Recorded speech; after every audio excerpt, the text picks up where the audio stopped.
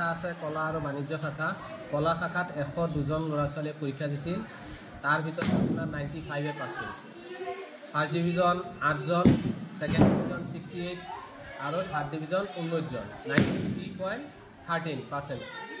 কমাৰ্চত টোটেল দিছিল 13জন ল'ৰা ছোৱালীয়ে তাৰ ভিতৰত 13জনেই পাছ কৰিছে 2জন ফাৰ্ষ্ট ডিভিজন ছেকেণ্ড ডিভিজন 11 অৰ্থাৎ থাৰ্ড ডিভিজন নাই 100%।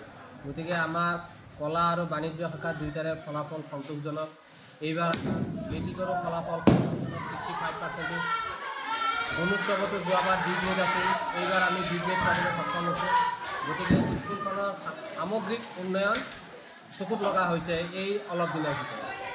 আৰু আগন্তুক দিনত ইয়াতকৈ ভাল ফলাফল কৰিবৰ কাৰণে আপোনালোকৰ পৰিকল্পনা ইয়াতকৈ মানে মই ভাবিছোঁ ইয়াতকৈ যাতে আৰু ভাল ফলাফল আশা কৰাৰ কাৰণে মই ইলেকশ্যনৰ পিছতেই গাৰ্জেন মিটিং দিম। ক্লাছ 10ৰ ল'ৰা ছোৱালীক লৈ গাৰ্জেন মিটিং দি পেলাই শিক্ষকসকলেও আগ্ৰহী যে ইয়াতকৈ ভাল ফলাফলৰ কাৰণে আমি চেষ্টা কৰিছোঁ, শিক্ষকসকলেও চেষ্টা কৰিছে আৰু তাৰ ৰিজাল্টটো চাগে অহা বছৰ আমি পাম যিখিনি চেষ্টা কৰি আছোঁ।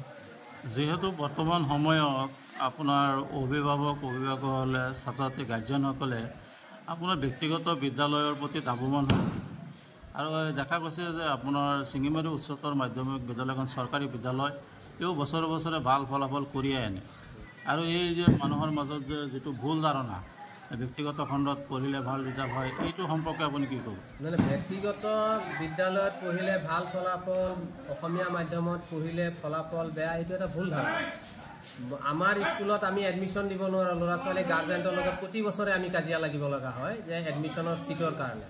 আমাৰ ইমান হিউজ এনৰলমেণ্ট, গতিকে ইয়াত শিক্ষা খুব উন্নতমানৰ শিক্ষা দিয়ে শিক্ষকসকলে।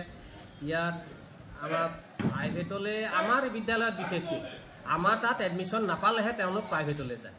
আৰু ময়ো দিব নোৱাৰোঁ কি এতিয়া নতুনকৈ এটা বিল্ডিং হ'ব, আমাৰ পুৰণা বিল্ডিং ভাঙা হৈছে, যাৰ কাৰণে এইবাৰ আমি নতুন এডমিশ্যন খুব কমাই দিব লগা হৈছে। ক্লাছ 6ত মাত্ৰ 52 দিছোঁ, 9ত দিব পৰা নাই, পুৰণা বিল্ডিং ভাঙা। আৰু তাৰ কাৰণে আমি ইয়াৰ সমগ্ৰ ৰাইজৰ লগত বহুত মোৰ লগত উৰিয়া উৰিও হৈছিল, উপায় নাই, তেতিয়াহে প্ৰাইভেট স্কুললৈ যায়।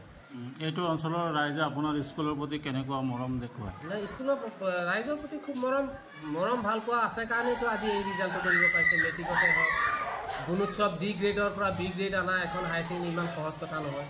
গতিকে ডি গ্ৰেড পাইছিল যোৱা বছৰ, সেইটোৰ পৰা মই বি গ্ৰেডলৈ আনিছোঁ, এইটো এটা বহুত এচিভমেণ্ট বুলি মই ভাবোঁ। আৰু বৰ্তমান আপোনাৰ শিক্ষক শিক্ষয়িত্ৰীৰ অভাৱ আছে নেকি স্কুলখনত? নাই, বৰ্তমান আমাৰ শিক্ষক শিক্ষয়িত্ৰী প্ৰত্যেকটো ছাবজেক্টৰ শিক্ষক আছেনে? সকলো বিষয়ৰে আমাৰ ইয়াত এতিয়া বৰ্তমান শিক্ষক মজুত, শিক্ষকৰ অভাৱ নাই। ছায়েন্সৰো আমাৰ এটাচ কৰি ছাৰে দিছে, ষ্টুডেণ্ট অনুযায়ী আমাৰ শিক্ষকৰ এতিয়া বৰ্তমান অভাৱ নাই। মানে নতুন কনষ্ট্ৰাকশ্যনৰ কাম চলাৰ কাৰণে অলপ অসুবিধা হৈছে? নতুন কনষ্ট্ৰাকশ্যনৰ কাৰণে আমাৰ অলপ অসুবিধা হৈছে। আমি পুৰণা বিল্ডিংবিলাক ভাঙি দিব লগা হৈছে, সেইটোৱে অসুবিধা, বাকী একো অসুবিধা নাই। আৰু ঈশ্বৰৰ কাৰণে অহাবাৰলৈ আমি ধুনীয়াকৈ আকৌ সৰহ সংখ্যক ল'ৰা ছোৱালী এডমিশ্যন দিব পাৰিম।